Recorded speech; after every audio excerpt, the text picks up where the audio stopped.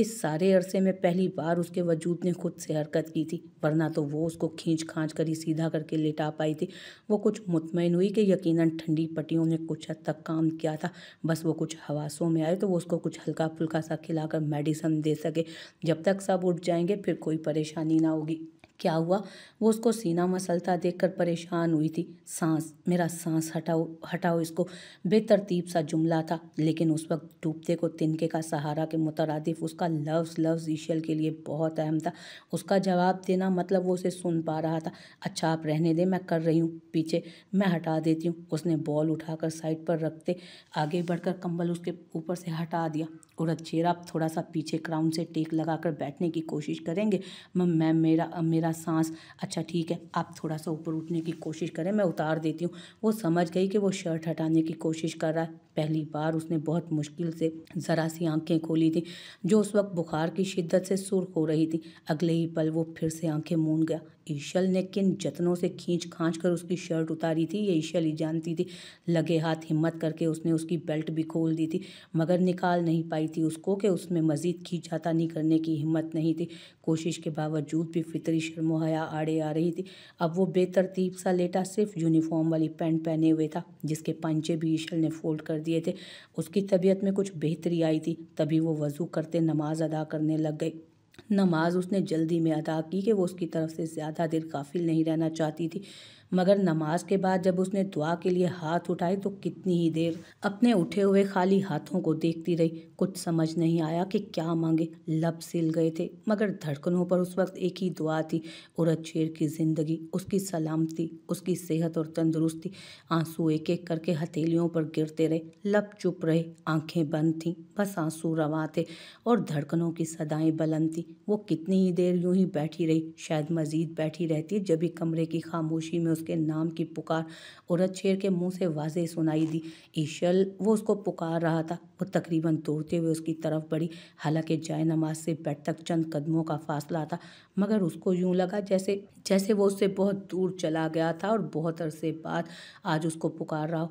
उरद शेर, मैं यही हूँ आपके पास, आप ठीक हैं? वो बेकरार सी उसका गाल थपथपाते हुए उसको अपनी तरफ मुतवज्जो कर रही थी, अपनी मौजूदगी का एहसास दिला रही थी। नमाज के स्टाइल में बंधा दुपट्टा सरक कर उसके गले में आ पड़ा। मेरा सर, क्या हुआ? सर दुख रहा है, मैं दबा दूं? जैसे बच्चा जब बोलना शुरू करता है, बहुत से लफ्ज़ साफ नहीं बोल पाता और बहुत से जुमले मुकम्मल नहीं बोल पाता, मगर माँ अपने बच्चे की आधी अधूरी बातें भी अच्छे से समझ जाती है। वैसे ही उस पल वो भी उसके टूटे फूटे अधूरे जुमलों के मायने बआसानी समझ पा रही थी। उसने जवाब में सिर्फ हंकारा भरा, मतलब इजाज़त दी गई थी कि वो सर दबा दे उसका। ईशल ने अपना हाथ उसकी पेशानी पर रखा। एक पल को उसका हाथ लर्जा था, क्योंकि अब वो कुछ हद तक होश में था और वो उसके करीब बैठी थी और उसका हाथ उसकी पेशानी पर था। उसने यूं ही अपनी कैफियत को दबाते उसका सर दबाना शुरू किया, मगर उसको जैसे तसल्ली ना हुई, इसलिए अपना भारी हाथ उसके हाथ पर जमाते अपनी पेशानी पर दबाव बढ़ाया। ज़ोर से दबाओ, बहुत दर्द है, बोझल सी आवाज़ में पहला बाकायदा जुमला अदा हुआ। बुखार से तपते उसके गर्म और भारी हाथ तले उसका हाथ मजीद कपकपाहट का शिकार हुआ। उसके दिल की कैफियत अजीब सी हो रही थी। उनके दरमियान अभी चीज़ें वैसे ही उलझी हुई थी। उसके बावजूद अब वो अपने दिलो दिमाग दोनों से हार चुकी थी। उसके जज्बात उरद शेर को लेकर बदल चुके थे, मगर ये तगय्युर उरद शेर के इल्म में नहीं था और वो कुछ डरती भी थी, जैसे वो उसको धुतकारती आई थी, कहीं वो उसके साथ वैसे ही ना करे। अगर वो जान गया कि ईशल मगलूब हो चुकी है, उरद शेर से हार चुकी है, उसका अपना दिल उसके साथ दगा कर चुका है, तो कहीं वो उससे मुंह ना मोड़ ले। और अगर उसने ऐसा किया तो क्या वो जिंदा रह पाएगी? वो आहिस्ता आहिस्ता उसका सर दबाते सोचों में गुम थी, मगर उरद शेर को जैसे फिर भी सुकून ना आया तो पूरा जोर लगाकर खुद को सरकाया और सर उसकी गोद में रख दिया। वो जो सोचों में उलझी हुई थी, उसको लगा उसकी गोद जलने लगी है। सब थम गया था, धड़कनें तक रुक गई थी। वो उसके वजूद में सुकून तलाश कर रहा था और ईशल लुट गई थी। उस पल में खाली हो गई थी। वो सब ले गया था ईशल से। उसके करीब आकर वो उसको मुश्किल में डाल गया। वो हैरान परेशान सी कितनी ही देर कभी खुद को देखती रही तो कभी अपनी गोद में सर रख के आंखें मूंदे उरद शेर को देखती। कुछ देर बाद उरच्छेद ने करवट बदली तो उसने उठने की कोशिश की। एक ही पोजीशन में काफ़ी देर बैठने के बाइस उसका जिस्म जैसे सुन सा हो गया था। उसने एहतियात से उसका सर तकिए पर डाला और उसके करीब ही पीछे बैकग्राउंड से टेक लगाते नीम दराज हो गए, जबकि नज़रें उसकी पुश्त पर थीं। वो जो अब दूसरी तरफ मुंह किए सोया था। तुमने आज मेरी जान निकालने में कोई कसर नहीं छोड़ी उरच्छेद। उसकी खामोश नज़रों ने जैसे उसकी पुश्त से शिकवा किया। अगले ही पल उसने करवट बदली और उसके साथ हाथ लगा। एक हाथ उसके अपने नीचे दबा हुआ था तो दूसरा हाथ ईशल के ऊपर। चेहरा उसके कंधे से टिका हुआ था, मगर वो जैसे इजी फील नहीं कर रहा था, इसलिए कुछ कसमसाकर वो पुरसकून जाविये पर लेटना चाह रहा था। अगले ही पल वो आधे से ज्यादा उस पर था। वो तकरीबन उसके हिसार में थी। उसकी एक टांग एक बाजू उसके ऊपर था तो चेहरा अब उसकी गर्दन में छुपा रहा था। अपनी गर्दन पर उसकी शेव और मूछों की चुभन महसूस करते उसको गुदगुदी सी हुई, मगर वो उससे दूर नहीं हो सकती थी कि वो पूरी तरह काबिज था। वो जैसे दोहरे अजाब में थी, एक अपनी तेजी से बदलती हालत तो दूसरा उसकी नज़दीकी। कितनी ही देर वो तिरछी निगाहों से उसका बुखार से तपता सुर्ख पड़ता चेहरा देखती रही और निकाह से अब तक के तमाम हालातों वाक़यात को सोचती रही। आज दिल की ऐनक से देख रही थी तो बहुत सी जगहों पर उसको वो मजलूम और खुद अपना आप जालिम महसूस हुआ। जाने उसके दिल में क्या समाई कि अगले ही पल उसका एक हाथ उसके बालों में था तो दूसरा उसकी बरहना पुष्प पर टिका हुआ था, जैसे उसको अपने हिसार में लिए हुए थी। उस पर उसकी पुष्प पर धरा हाथ, उसका हाथ कुछ कपकपाहट का शिकार था। वो चाहे वो सोया हुआ था, फिर भी उसको लाज सी आई उस पर, और एक शर्मगी सी मुस्कान उसके लबों पर उभरी। तो क्या हुआ, ये कोई गैर थोड़ी है मेरे लिए, ये तो मेरा है, सिर्फ मेरा, बल्कि मेरे सब अपनों से ज़्यादा अपना। दिल ने अपनी बेख्तियारी पर दिमाग को वजाहत दी और इस जुमले के साथ ही पल में यकायक सूखे चश्मे उबल पड़े थे। मोहब्बत, जुनून, लगाव, फिक्र, चाह, अकीदत, एहतराम, वो सब जज्बे बेदार हो गए थे जो एक औरत के दिल में अपने मर्द के लिए होते हैं। उसके बालों में उंगलियां फेरते फेरते वो खुद भी जाने इस तरह कब सो गई थी कि दोबारा जब आंख खुली तो सामने घड़ी 9 बजे का वक्त बता रही थी। उसने जल्दी से दूर होने की कोशिश की जो नाकाम हो गई, क्योंकि वो उसी तरह उस पर काबिज गहरी नींद में था। बुखार अब भी था। वो मुश्किल से अपने आप को उसके हिसार से निकाल पाई, फिर फ्रेश होकर बाहर निकल गई। सामने उसे किचन में माहिमा और इरहा मिल गई थी। मम्मी, उसने माहिमा को पुकारा, मगर अगले ही पल उसको जाने क्यों हिचकिचाहट सी भी महसूस हुई, क्योंकि वो औरत शेर के बारे में पहली बार इस तरह बात करने में झिझक का शिकार थी। क्या हुआ, तुम ठीक तो हो? ये चेहरा क्यों उतरा हुआ है तुम्हारा? माहिमा जल्दी से अपना काम छोड़ती उसकी तरफ बढ़ी। औरतशेद घर आ गया है? उनका पहला शक उसी गुसील की तरफ गया। कहीं फिर से तो कुछ कह नहीं दिया जो सुबह सुबह उसका मुंह लटका हुआ था। जी, वो रात काफ़ी लेट आए थे। उसने नज़रें झुकाते हुए कहा, जैसे कोई बहुत गलत बात कह दी हो। क्या औरतशेर ने तुम्हें कुछ कहा है? नहीं, आप तो यूं ही इतनी बदगुमान हो रही हैं। उन्होंने कुछ नहीं कहा। वो उनकी तबीयत ठीक नहीं, बुखार हो रहा है उन्हें। इसका मतलब है जब बिल्कुल बस हो गई तब घर आया। तबीयत खराब ना होती तो शायद अभी भी घर की याद ना आती उसे। इरहा को अल्लाह वास्ते का बैर था जैसे उनके काम से। अभी भी जला भुना जवाब उसकी तरफ से आया था। आप बाद में डांट लीजिएगा ना, अभी तो देखें उन्हें, मुझे तो टेंशन हो रही है। उसने मुंह बिसोरा। अरमान अभी शायद घर पर ही है। तुम ऐसा करो, अपने बाबा को बुला लो, मैं देखती हूँ उसको। माहिमा ने उसे अरमान को बुलाने भेजा और खुद आगे बढ़ी। इरहा भी साथ थी। परेशानी की कोई बात नहीं, बस मौसमी बुखार है।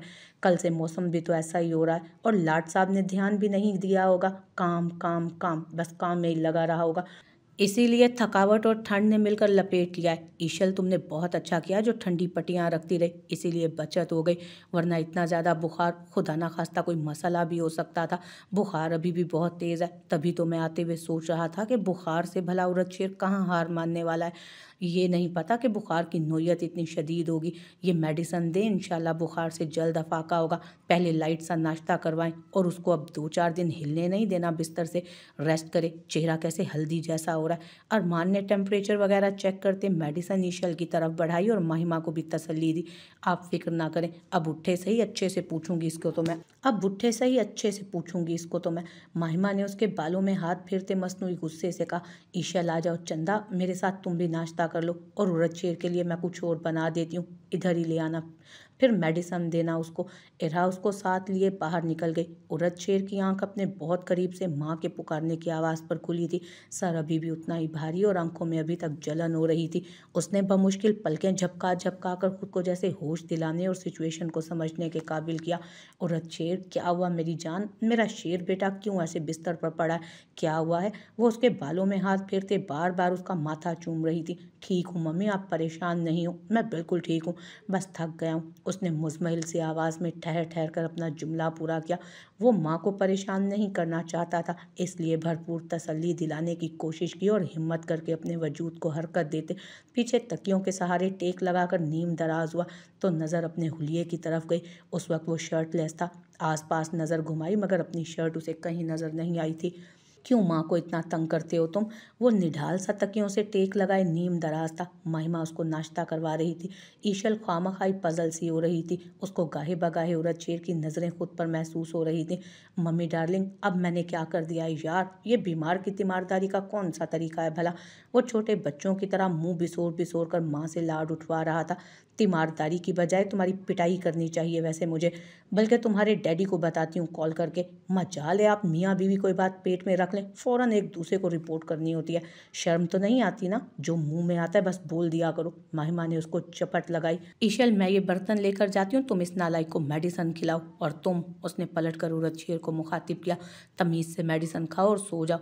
अगर तुमने मजीद बच्ची को परेशान किया तो सच में तुम्हारे डैडी को बुलवा लूँगी मैं।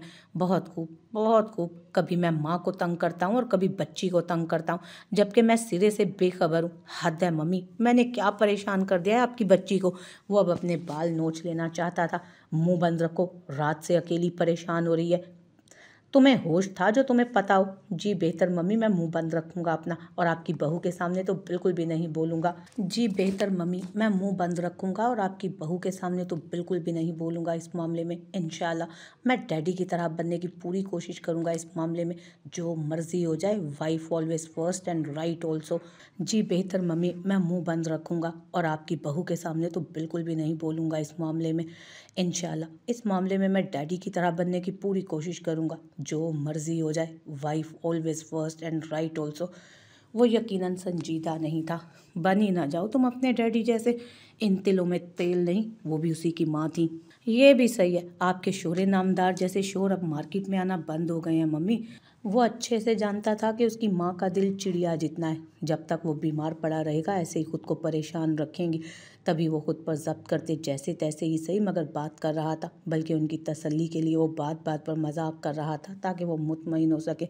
मार खाओगे अब तुम मुझसे? शर्म तो तुम्हें छू कर नहीं गुजरी। शर्म वगैरह में से कोई मुझे छुए, आपकी बहू को बुरा भी लग सकता है। मैं तो ऐसा कोई रिस्क भी नहीं लेना चाहता। पहले ही रेपुटेशन बहुत ख़राब है मेरी तो आपकी बहू की नज़र में। आखिरी बात उसने दानिस्ता बहुत स्लो आवाज़ में कही थी, जो पास बैठी ईशली सुन सकी। उसकी बात का मतलब वो अच्छे से जान गई थी कि उसका इशारा किस तरफ था।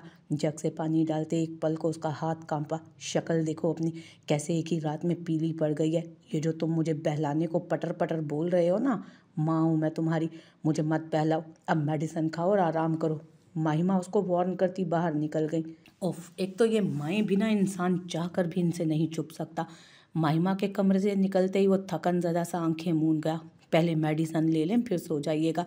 ईशल ने मेडिसिन उसकी तरफ बढ़ाई। नज़रें हनूज झुकी हुई थी। वो बिना मेडिसिन उठा के खामोशी से उसके चेहरे को देख रहा था। मेडिसिन ले लें। ईशल ने एक पल को नज़रें उठाई। उसे खुद को देखते पाया तो गड़बड़ाकर नज़रें फेर गई।